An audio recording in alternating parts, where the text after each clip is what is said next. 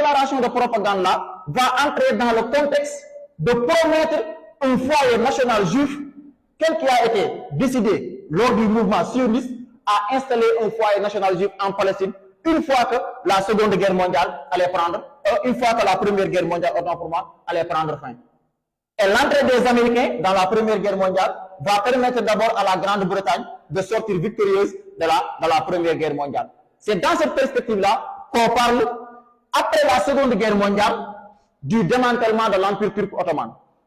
Alors, l'impact de la déclaration de Balfour sur le processus de création de l'État d'Israël a accéléré le plan d'immigration, a accéléré les aléas. Alors, à la fin maintenant de la Première Guerre mondiale, la Palestine, qui était sous domination de l'Empire turc ottoman, va passer à mandat britannique. Alors, à partir de 1939 maintenant, la Seconde Guerre mondiale va être déclenchée et l'immigration sera à l'arrêt, ce qui va créer maintenant la colère du sionisme. Et le sionisme commence maintenant à s'attaquer maintenant aux intérêts de la Grande-Bretagne. Ce qui fait que, au lendemain de la Seconde Guerre mondiale, au lendemain de la guerre, on va assister à ce que l'on appelle le plan de partage de l'ONU.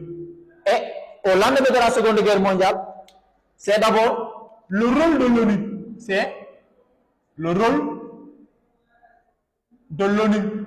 Pourquoi le rôle de l'ONU? Parce qu'au lendemain de la Seconde Guerre mondiale, qu'est-ce qui va se passer? La Grande-Bretagne va confier le dossier de la Palestine à l'ONU. Et l'ONU va essayer de proposer maintenant un plan de partage. Ce que l'on appelle le plan de partage, le plan de partage de novembre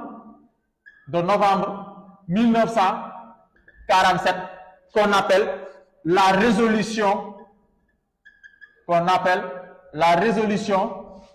180.